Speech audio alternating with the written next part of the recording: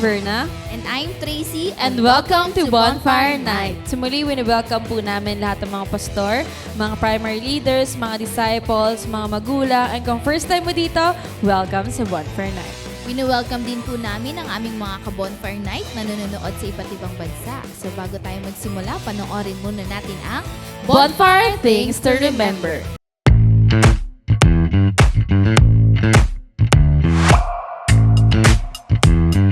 Here are your bonfire things to remember. Bring your notebook, Bible, and ballpen. Open your heart to the message. Hashtag Puspus Yarn. No unnecessary activities while watching. Hashtag multitasker. Wag ganon. Focus on the message through our speakers. No? Kasi kung makikita natin, ang gaganda ng promise. Ang gaganda ng Hashtag promise. focus ka lang. Invite and tag your friends. Be a blessing. Hashtag friendship goals. Engage by sharing your thoughts and leave comments below. Respond to the message and take action. Oh, huwag kalimutan mga ka-bonfire ha. Paalam!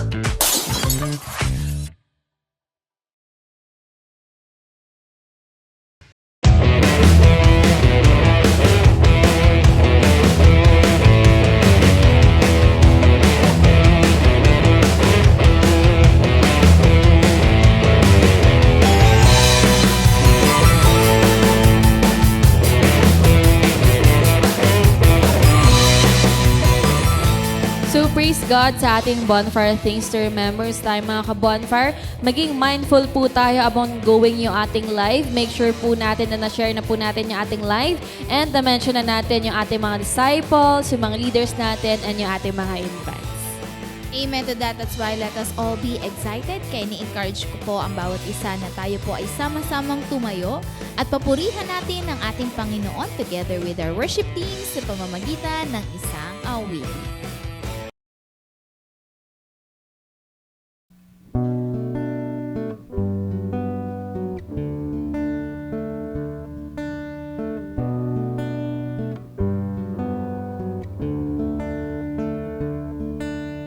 Who thought I'd find you at the lowest place? Who thought you'd feel me in the crowd? Who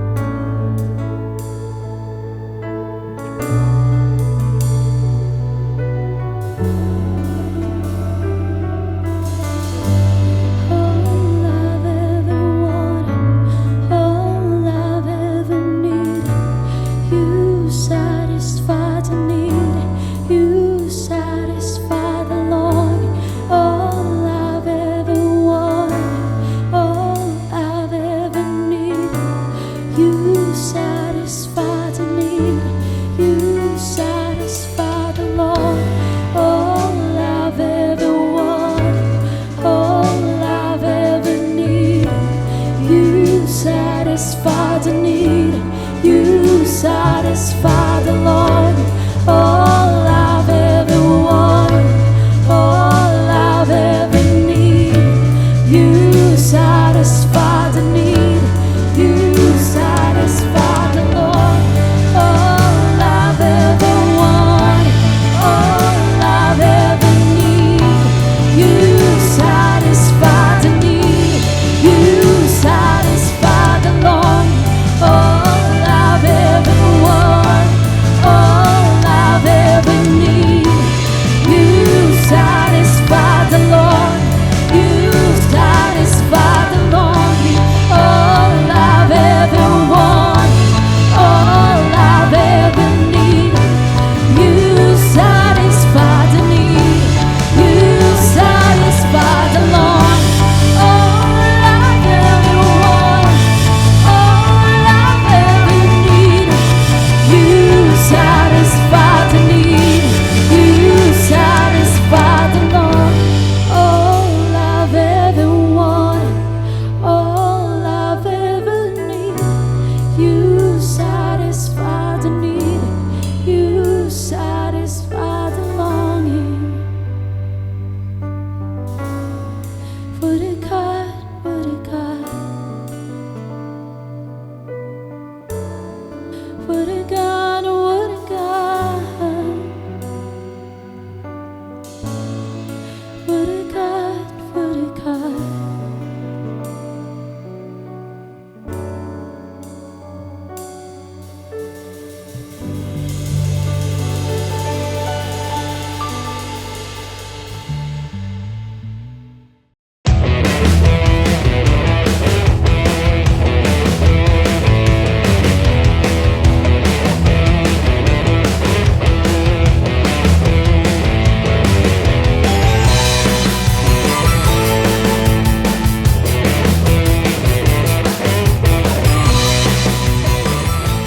So praise God, and tonight let us all be excited dahil muli makarig tayo ng salita ng ating Panginoon through our speaker. So we are reminding everybody po na nakikinig ngayon sa atin ng live na tayo po ay maging active, na maging engaged sa ating comment section. Amen to that. That's why let us ready our hearts and our minds sa message na papakinggan natin tonight from our speaker. For our speaker, he is one of the primary 12 of CGS Las Piñas, a leader of leaders, cell group coordinator, and life class coordinator. Let's welcome Rocky Alcantara.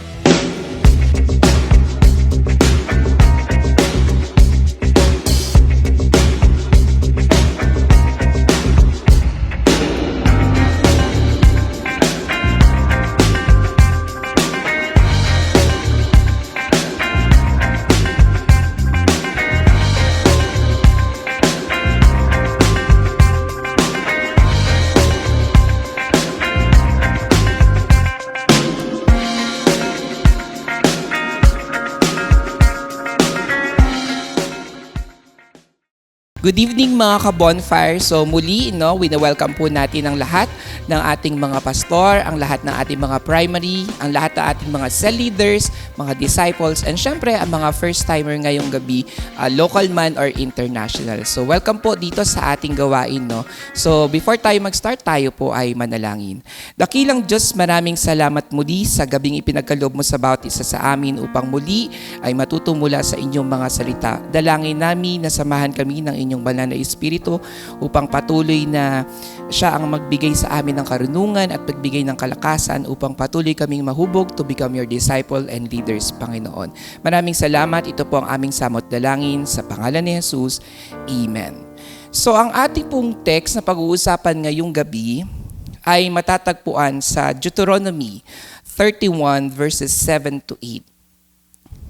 Then Moses summoned Joshua and said to him in the presence of all Israel, "Be strong and courageous, for you must go with these people into the land that the Lord swore to their ancestors to give to them. And you must divide it among them in their inheritance. The Lord himself goes before you and will be with you. He will never leave you nor forsake you. Do not be afraid. do not be discouraged. Yung isa pa nating text ay nasa Joshua chapter 1, verses 1 to 9. After the death of Moses, the servant of the Lord said to Joshua, son of Nun, Moses' aide, Moses, my servant, is dead.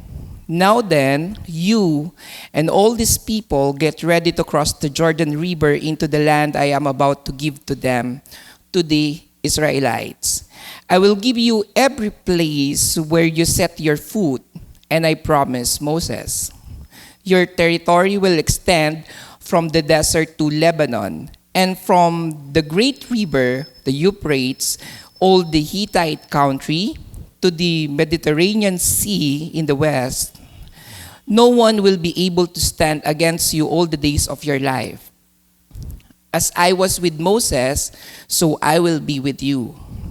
I will never leave you nor forsake you. Be strong and courageous, because you will lead these people to inherit the land I swore to their ancestors to give them. Be strong and very courageous. Be careful to obey all the law my servant Moses gave you. Do not turn from it to the right or to the left, that you may be successful wherever you go. Keep this book of law always on your lips. Meditate it day and night, so that you may be careful to do everything written in it. Then you will be prosperous and successful.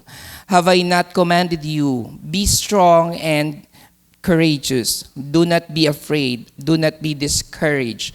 For the Lord your God will be with you wherever you go. So ngayong taon na to ay patuloy nating pinag-uusapan is all about the legacy. No? And it's very important kasi nabibigyan natin siya ng importansya, at dito ay tinuturuan tayo kung ano ang tunay na kahulugan nito, ano ang katotohanan na dapat ay nalalaman ng bawat isa sa atin pagdating dito sa salitang ito. No?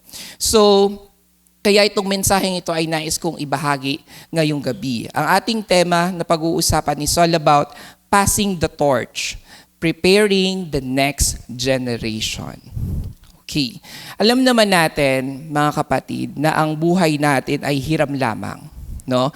At merong tayo ay nagpapasalamat sa Panginoon dahil dumating tayo sa punto ng ating buhay na kung saan, through the discipleship, no, na kung saan ay tayo tinawag ng Panginoon, ay naunawaan natin ang purpose ng ating buhay. And most of us ngayon ay mga disciples na, at marami din sa atin ngayon ay mga cell leaders na. No?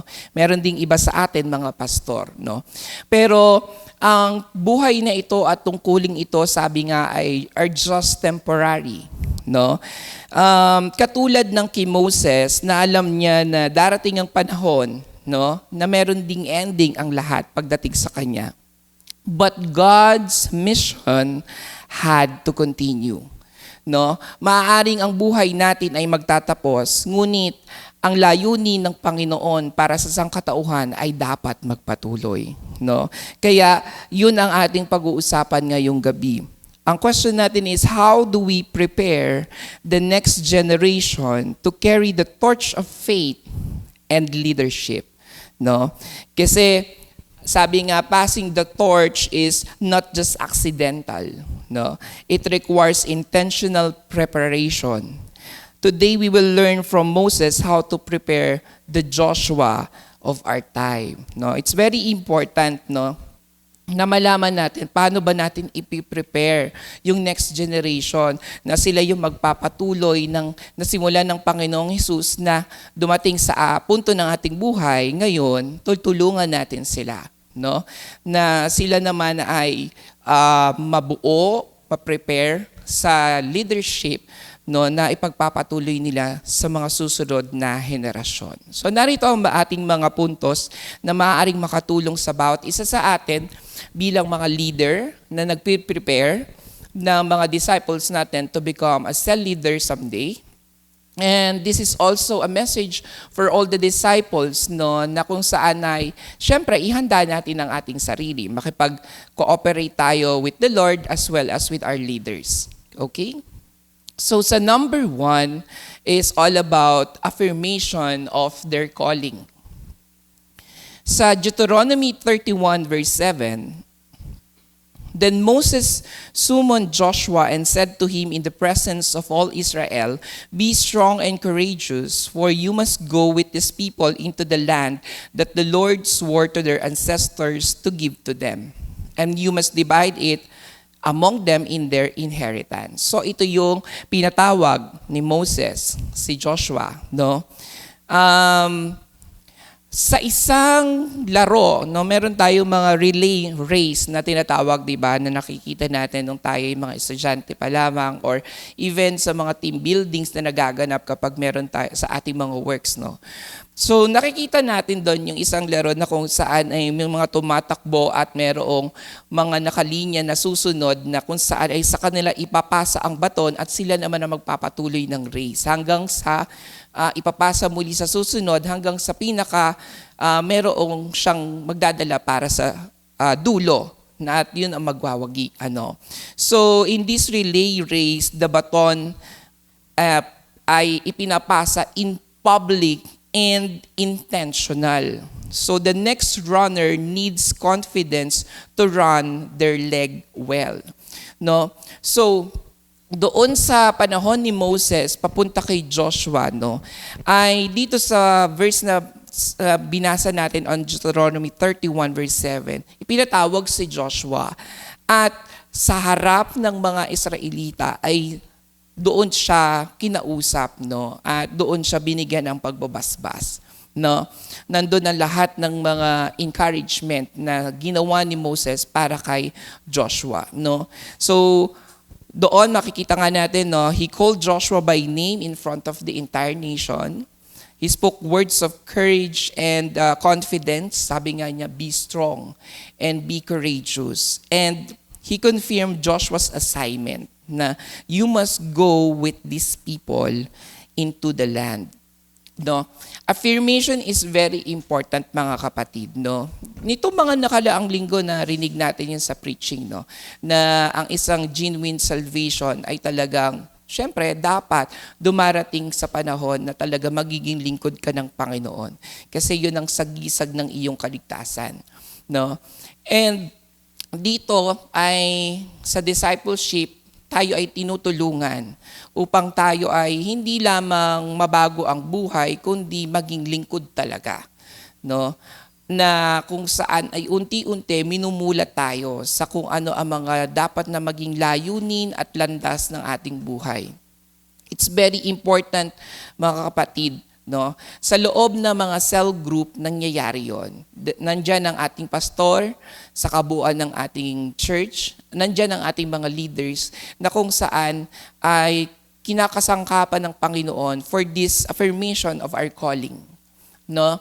So bilang mga leader, it's very important na hindi lang natin basta sinasabi sa kanila ang ganitong gampanin o tungkuling iniatang din ng Panginoon, kundi talagang tinutulungan natin silang maunawaan kung ano ang ibig sabihin nitong calling na ito. No? Nandun ang lahat ng pagtuturo at paggabay natin sa kanila para lubos nilang maintindihan kung ano nga ba itong calling na to. Mga kapatid, lahat tayo ay tinawag, no, pero konti lang ang pinili. At kapag tayo ay tinawag, kahit sa literal man, no, dapat ay may dahilan ng pagkatawag. Kasi kapag halimbawa, tinawag lang ako ng isang tao at wala lang, di ba parang nakakainis, di ba, na pinagtitripan ka lang. Pero ang Lord hindi darating sa puntong ganon, no? May dahilan kung bakit ka tinawag ng Lord. No? At iyon ang dapat nating matuklasan at dapat ay kumbaga magkaroon tayo ng response sa calling na yon, no? So sa paghahanda natin sa mga susunod na mga henerasyon upang magpatuloy ng anuman ang nasimulan natin, no? Kailangan natin silang matulungang mahubog talaga, no, sa loob ng mga cell group at doon natin tutulungan sila na maunawaan ang pagkatawag sa kanila, no. And katulad ng ginawa ni Moses kay Joshua, we need to speak life, no. What kind of life? Yung ipoprophesy natin pagdating sa kanila, no? So katulad ng mga magulang na nangangarap habang sila ay nagbubuntis pa lamang, may mga pangarap na agad ng mga magulang para sa kanila no? Nagpo-prophesy na agad sila na ito, yung anak kong to, magiging doktor to, ayan. Itong anak kong to, magiging attorney to. Ito, magiging engineer to. May mga ganun tayo. So ganun din sa loob ng ating mga cell group, no? Sa ating mga nililid, we prophesy a lot of things. We prophesy life to them, no? Most especially na sila ay magiging lingkod talaga ng Panginoon, katulad din natin, no? And after that, syempre nandun ang lahat ng encouragement, lahat ng teaching and encouragement na kailangan nila para mahubog sila to become a future leaders, no? Diyan pumapasok ang lahat ng pagme-mentor, lahat ng pagko-coach, no? Lahat ng training na kailangan nila so that we lead them, no? Sa kung saan, kung ano talaga ang dapat na mangyari sa buhay nila, no? So affirmation is very important, mga kapatid, pagdating sa ating mga inaalagaan, sa ating mga dinidisciple, and nais nating maging leader din na katulad natin. Okay, so next is affirm their calling clearly so that others recognize their role. It's very important din, mga kapatid, no? Kasi syempre kailangan matulungan natin sila to build their confidence, no? So kahit sa loob pa lang ng ating mga cell group ay ginagawa na natin ito, no? Na kung saan ay lahat ng ating mga members, lahat ng ating mga dinidisciple ay talagang nandun yung confirmation ng kanilang pagkatawag at unti-unti ay binibuild natin sila doon sa mga responsibilities na yan so that unti-unti ma-practice nila yung pamumuhay to become a chosen one, no? To become a potential cell leader pagdating ng araw, no? Ayan. And nandun din dapat na tinutulungan natin sila to remove all the doubts na nasa isipan nila. Alam naman natin, mga kapatid, na pagdating dito sa leadership, yan ang pinakakalaban natin. Yung mga fear ng bawat isa sa atin, yung mga doubt na nasa isip nila na hindi pa ako handa, hindi ako para dyan, mga ganyan. So kailangan nating wasakin, no, at alisin sa mga isipan o sa puso man ng mga dinidisciple natin itong mga bagay na to, no. We need to remove all these things, no, by declaring God's purpose for them openly. So katulad ng ginawa doon sa kasi kung papansinin natin, talagang mas bata si Joshua kay Moses. Kaya siguro noong mga panahong yun, ganun din, meron din siyang doubt. But then, ang ginawa ni Moses talaga is publicly tinulungan siya talaga, no, to renounce kung ano man yung mga bagay na yon at talagang i-confirm or i-affirm yung pagkatawag sa kanya, no? Kasi it will help them to gain their confidence sa calling na ito ng Panginoon, no? So lahat ng mga affirmation pagdating sa kanilang calling, bubuuin natin yan sa loob ng ating mga cell group, no? And we have the ILD, no, na kung saan kino-coach natin sila, bawat isa o kaya naman ay grupo, para pagdating dito sa gampanin na ito, no, ng pagsasalin sa kanila ng tungkuling ito, ay lubos nilang nauunawaan ng lahat. Ayan, okay. So sa pangalawa, syempre, after ng affirmation of their calling is the equip them with God's Word. Ayan. So, on Deuteronomy 31, 9-13, so Moses wrote down this law and gave it to the Levitical priest who carried the ark of the covenant of the Lord and to all the elders of Israel. Then Moses commanded them at the end of every 7 years, in the year of the canceling debts, during the festival of tabernacles, when all Israel comes to appear before the Lord your God at the place he will choose, you shall read this law before them in their hearing. Assemble the people, men, women, and children, and the foreigners residing in your towns, so they can listen and learn to fear the Lord your God and follow carefully all the words of this law. Their children who do not know this law must hear it and learn to fear the law, your God, as long as you live in the land you are crossing the Jordan to possess. Mga kapatid, sabi nga, a soldier without a weapon cannot fight. Kaya a leader without God's word cannot lead.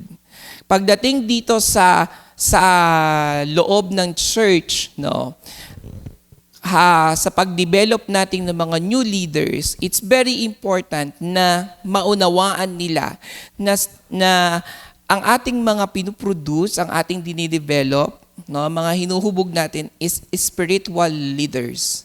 Hindi basta-bastang leaders. Hindi katulad ng mga leaders sa labas that all the things they can learn is available sa ngayon, nowadays, no, available na yan sa any platform, social platforms, where they can learn how to, alam mo yon, ma-develop ang kanilang leadership.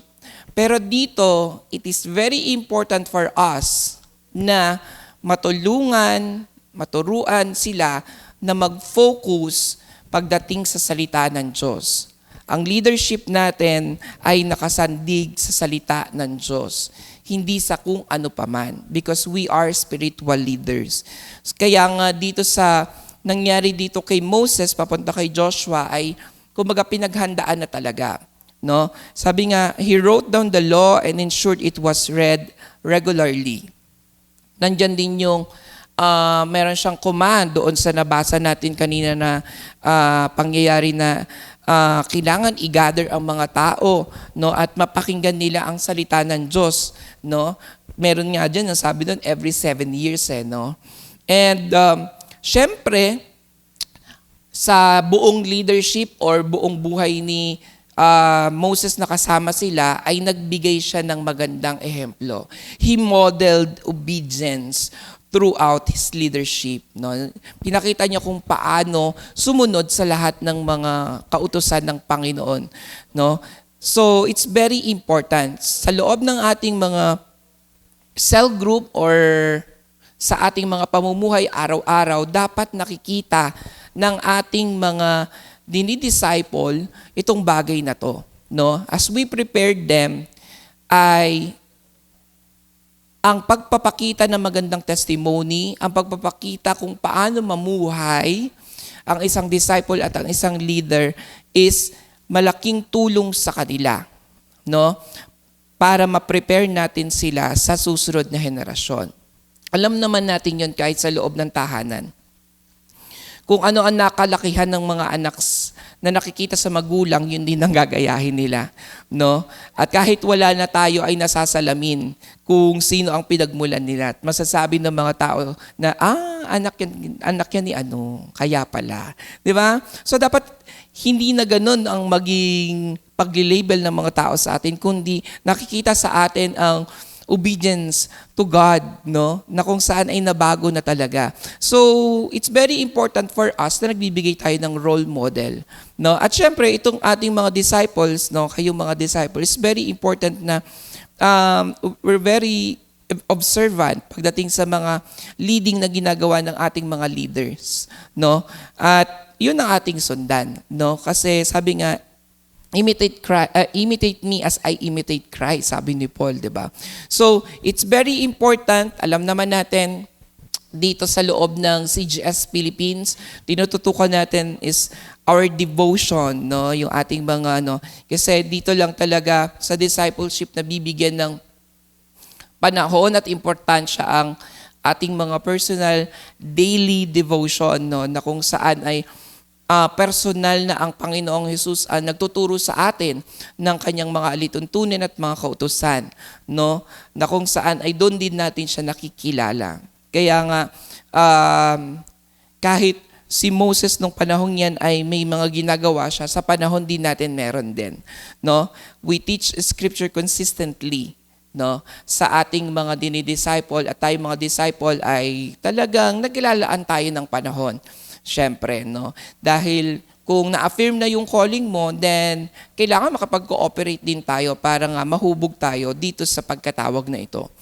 It's very important na nandyan talaga yung patuloy na encouragement pagdating sa pagsasapamuhay ng lahat ng mga natututunan sa ating mga devotion, no? Kasi nga, syempre, wala ring saysay ang pagdi-devotion mo from Genesis to Revelation at naisulat mo sa iyong notebook, pero hindi mo naman sinapamuhay.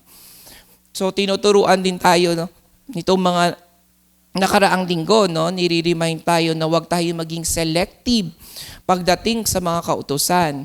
No, kasi kung darating ang panahon that you will lead the next generation, pero ikaw, selective ka, so paano tayo magbibigay ng role model sa kanila? Hindi na tayo magtataka kung maging sila man ay maging selective din pagdating sa mga kautusan ng Panginoon. So it's very important na ngayon pa lang, kapatid, no, habang ikaw ay hinuhubong to become a leader, ay talagang sinisikap natin na maging masunurin sa anuman ang mga pinag-uutos sa atin ng Panginoon, no? Ayan. So model obedience, live what you teach so they see faith in action. Yan, it's very important, mga kapatid. Okay? So dadako tayo sa number 3, remind them of God's presence.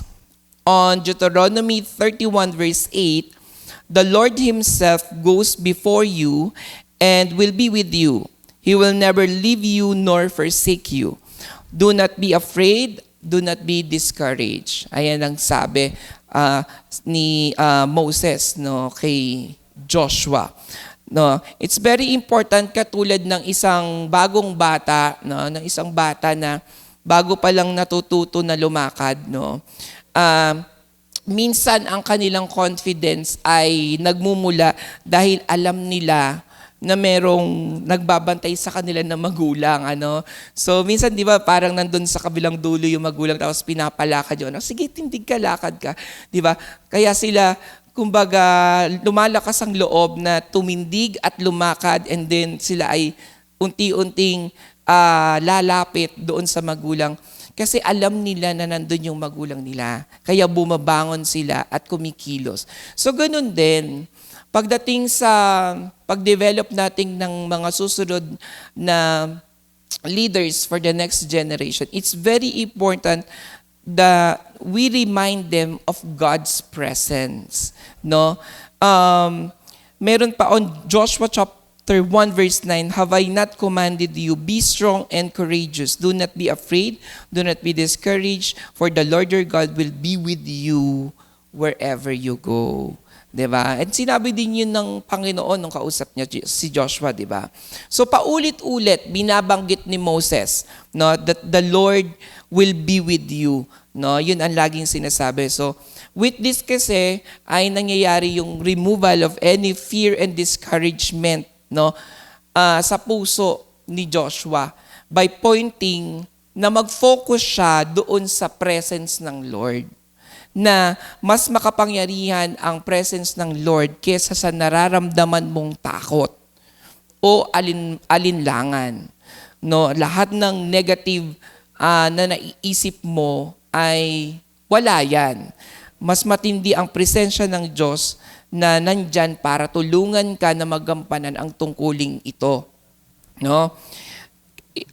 And it's very important then doon sa nabasa natin that Moses shifted Joshua's confidence from him to God. No? Na kumbaga sa loob ng ating kailangan ay maturuan natin ang ating mga potential leaders or yung mga dinidevelop natin na maging leaders na i-build ang kanyang confidence sa Panginoon. Mag-focus sila sa Lord, hindi sa atin. Kasi tayo, hiram lang ang buhay natin, hindi natin alam kung nandito pa tayo bukas, 'di ba? So dapat ay nakasandig sila lagi sa Panginoon. Kaya nga yung sinundan natin kanina is the devotion, ay yung kanilang relationship sa Lord. Kaya sa kanilang pamumuno, kahit wala ka na, ay alam natin, nakasisigurado tayo na sila ay nakasandig sa Panginoon at sa Kanya lagi dumudulog in prayer to ask for wisdom, how to lead their people, to ask for strength, no, para kumbaga ay magawa at mapanindigan ang kanilang calling, no, to ask for anointing, no, para meron silang divine power from the Lord so that kapag nilid nila ang mga tao ay talagang kumbaga ay sumunod ang mga ito papunta sa kalooban ng Panginoon. No, it's very important na binibigyan natin sila ng focus sa Lord at hindi sa atin, no? So we must teach dependence to God and not on human leaders pagdating dito sa mga taong ito. And nandun na talagang throughout this pag-develop sa kanila, nandun pa rin yung patuloy na pag-encourage natin sa kanila with the prayer and intimacy with God. No, kasi minsan nagiging problema to no? Kapag tumatagal na sa leadership ang ilan, nakakalimot na sila sa Panginoon kasi nagiging routinary na lang ang mga bagay na ginagawa nila. And they are leading the people na hindi nila napapansin na sila na ang nangunguna at hindi na ang Panginoon. Hindi na nila naiisip na sila ay instrumento lamang ng Panginoon. They are using their own knowledge and strength to lead the people. So it's very important na maitanim natin sa kanila na wag no, mawawala ang presensya ng Panginoon as they lead their people or their cell group. No? Itanim natin yan ng mas maaga at i-remind natin sa kanila ng paulit-ulit. Okay? So, every success comes from God and not on human ability. No? Kailangan nating ipaalala sa kanila yan, no? Na ang anuman ang makamit nilang mga katagumpayan as they lead people, ang lahat ng yon ay dahil sa will ng Lord, sa tulong ng Lord, no? Dahil wala tayong magagawa kung tayo ay hiwalay sa Kanya. Okay? So it's very important na sa lahat ng gagawin, God's presence ay doon tayo nakasandig, no? Ayan. Okay. Last but not the least is to prepare them through experience. Ayan. Exodus chapter 17 verse 9, Moses said to Joshua, "Choose some of our men and go out to fight the Amalekites. Tomorrow I will stand on top of the hill with the staff of God in my hands." And on Numbers 13 verse 16, these are the names of the men Moses sent to explore the land. Moses gave Hosea son of Nun the name Joshua. Okay. So dito, sa ano na to, very familiar tayo dito na kung saan ay pinadala, no, ni Moses si Joshua para makipaglaban sa mga Amalekites, no?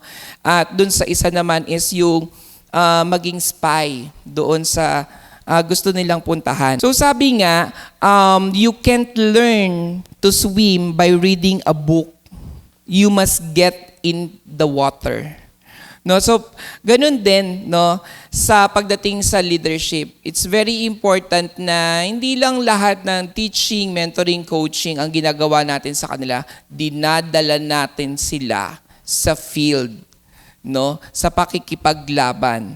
No, katulad ng paghahanda na ginawa ni Moses kay Joshua na kung saan ay pinapadala siya sa mga laban, naging isa siya sa mga nag-spy doon sa lugar na yon na nabanggit sa Bible, no, ay nandun yung Joshua served Moses' assistant, fought battles, and spied the land talaga na naging preparation niya para sa pagsasalin sa kanya noong leadership na yan. So ganun din, sa loob ng ating mga cell group, it's very important na we give real responsibilities early sa bawat isa sa kanila, no?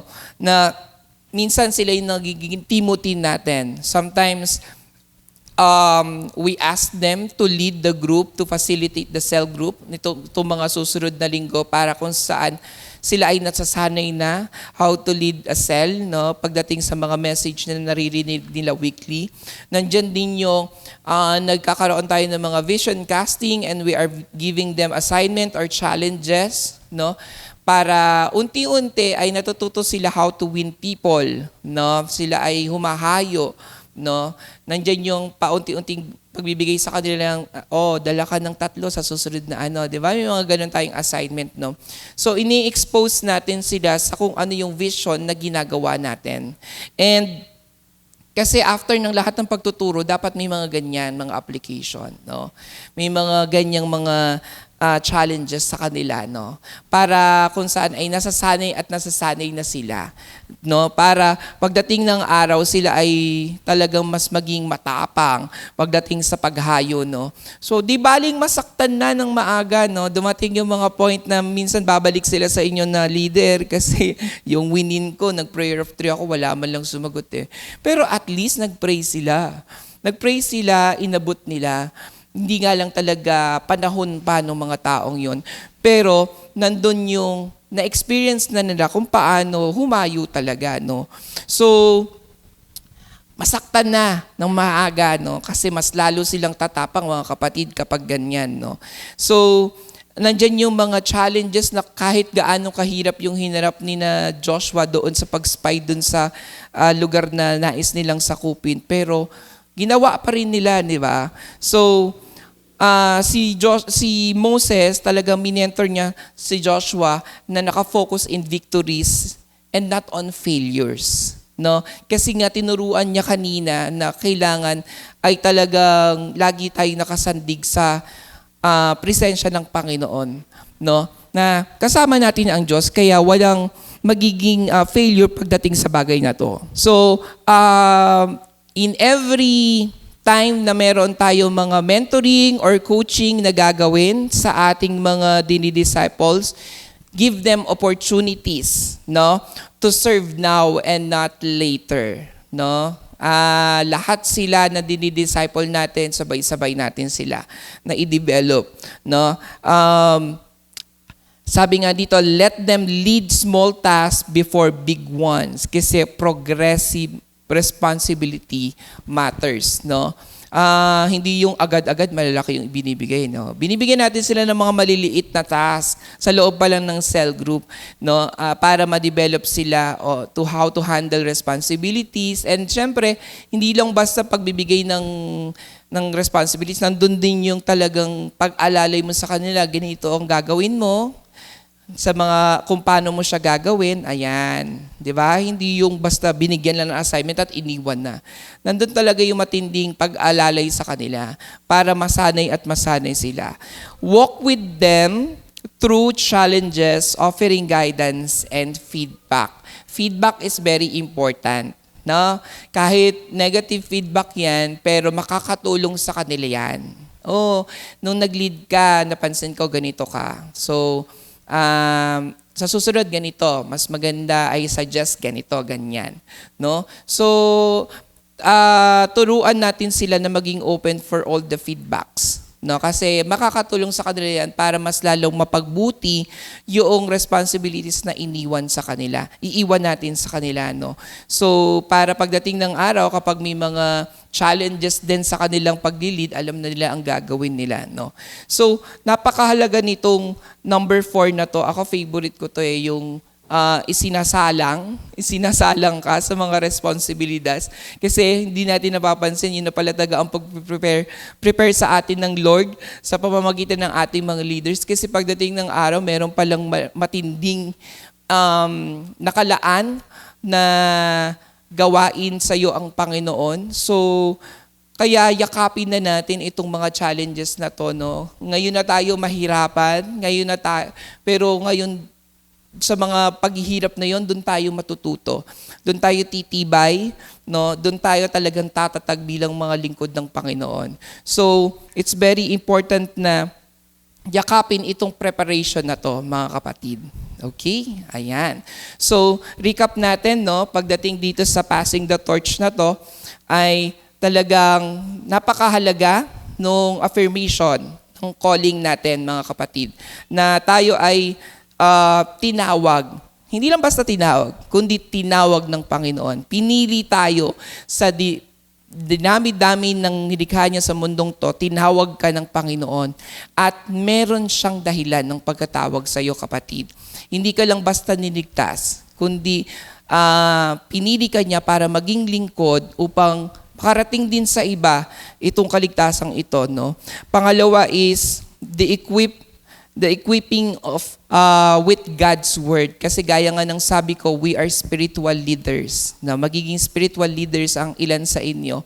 So it's very important na ang lahat sa atin ay nakatatag sa salita ng Diyos. Ang lahat ng bagay na gagawin mo ay hindi lang sa pagtuturo, kundi sa kung paano ka mag-lead ay nakasandig sa salita ng Panginoon. Pangatlo is yung pag-remind sa atin of God's presence. Dahil gaya nga ng sabi ko, it's very important for us to lean o mag-depend sa Kanya sa lahat ng oras dito sa leadership na ipagkakaloob niya sa atin or pinagkaloob niya sa atin. At kailanman, sabi ko kanina, huwag tayong makakalimot sa Kanya. Huwag darating ang panahon na we are leading without God. No? Kasi doon ang simula ng pagbagsak ng ating grupo. At magiging dahilan pa tayo para ma-lead ang mga taong yan, no, palabas sa Panginoon. So dapat ay manatili tayong connected sa Lord and sobrang depend sa Kanya. And pagdating dito sa dulo, yung prepare them through experience, yakapin ang lahat ng mga pagkakataon na tayo ay sinasanay ng Panginoon. Sa mga leader, bigyan ng pagkakataon ng ating mga potential leaders and disciples para masanay ng masanay sa mga gawaing meron tayong ngayon para pagdating ng araw, sila ay maging confident talaga at handa sa tungkuling iaatang sa kanila ng Panginoon. Okay? Sa ating pagtatapos, passing the torch is not just about handing over responsibility. It is about shaping hearts, strengthening faith, and empowering the next generation to lead with courage and conviction. When we affirm their calling, equipped with God's word, remind them of His presence, and give them real opportunities to serve, we ensure that God's mission continues beyond us and into the future. So mga kapatid, maraming salamat sa pagsama sa akin sa mensaheng ito at dalangin ko na ang bawat isa sa atin ay talagang yakapin ang discipleship at dalangin ko na ang bawat isa sa inyo ay maging kasama namin dito sa leadership na kung saan sama-sama tayo nahahayo at tutulungan ang ating mga kapatid na naliligaw ng landas upang makabalik sila sa Panginoon. And sa pagbabalik na yon ay maging kasangkapan ng bawat isa sa atin para matulungan silang mahubog upang maging disciple na magpapabago ng kanilang buhay. At sa bagong buhay na yon ay tunay na maging lingkod sila ng Panginoon katulad natin. Okay? So tayo ay manalangin. Dakilang Diyos, maraming salamat Panginoon sa mensaheng ipinagkaloob mo sa bawat isa sa amin. Dalangin ko na ang bawat isa sa amin ay truly bilang mga leader ay yakapin ng mas maayos, Panginoon, ang tungkuling ito at maihanda namin, Panginoon, ang aming mga disciples, Panginoon, na siyang susunod sa amin, Panginoon. Dalangin ko rin ang lahat ng mga disciples, Panginoon, sa gabing ito na buksan mo ang kanilang mga puso't isipan, Panginoon, upang ang mensaheng ito, Panginoon, ay maisapabuhay nila. Na kung ano man ang pagkatawag mo sa kanila, ang paghuhubog mong gagawin sa kanila, ay yakapin nila ng buong puso, Panginoon. At maging excited sila, Panginoon, na magamit sa inyong kaharian, Panginoon. Nawa ang buhay ng lahat, Panginoon, ng bawat isa sa amin, Panginoon, ay magamit ng lubusan sa inyong kaharian, Panginoon, upang matulungan pa namin ang mga kapatid namin na naliligaw ng landas sa panahong ito at sa mga susunod na henerasyon. Ito po ang aming samot dalangin sa pangalan ni Jesus. Amen. So maraming salamat mga kapatid. Thank you and God bless.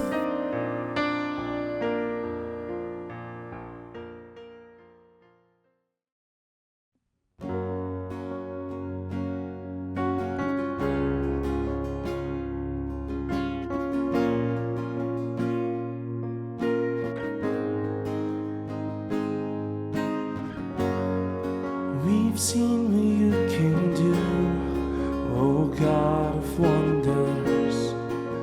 Your power has no end.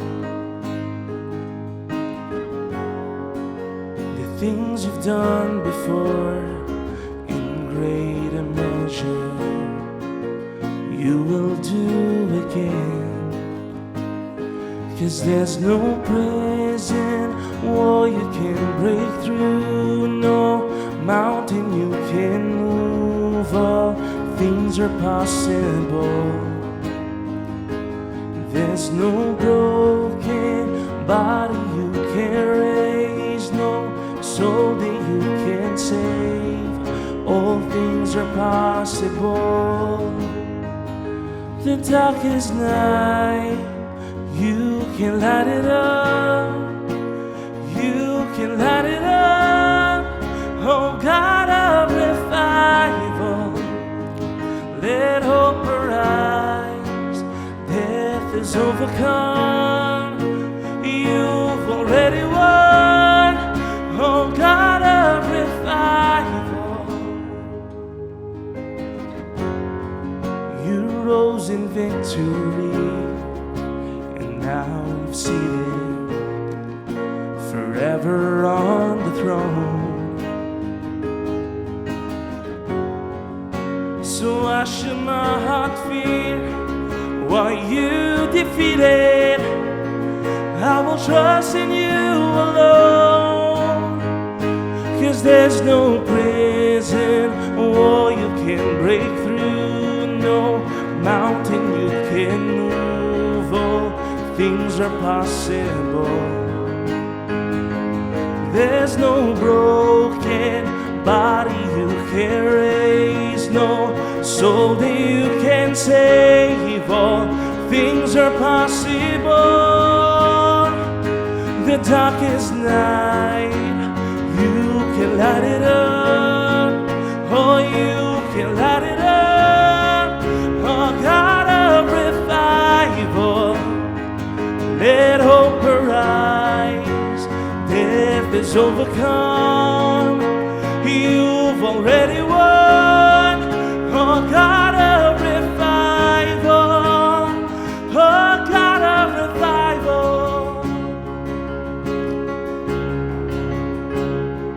Come awaken our hearts to your glory, Lord. All together. Come awaken your people. Come awaken your city. Oh God of revival, pour it out, pour it out. Every stronghold will crumble. Hear the chains hit the ground. Oh God of revival, pour it out, pour it out. Come awaken your people.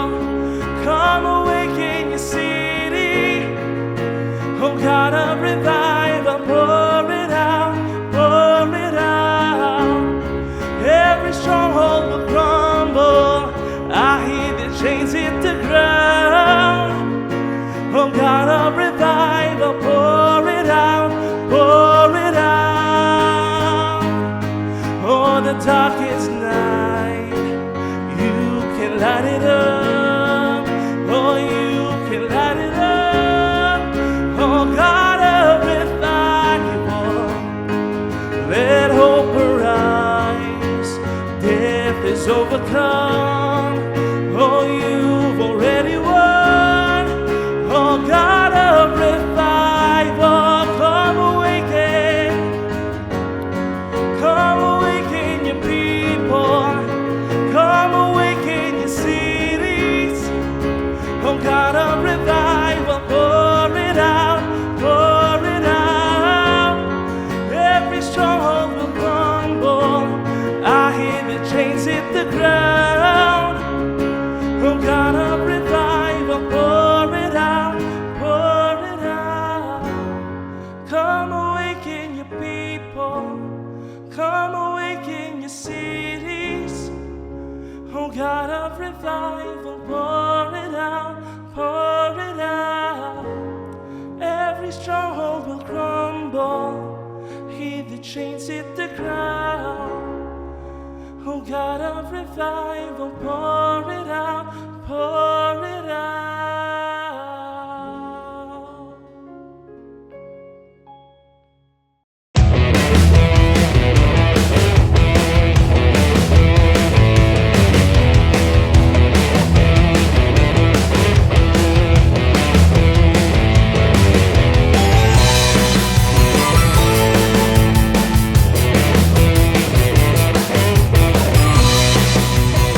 Praise God. And thank you po, Kuya Rocky, sa message na hinatid niyo po sa bawat isa. Kaya patuloy po namin kayong ini-encourage na i-post ang inyong mga takeaway lines sa inyong mga social media sites using this hashtags.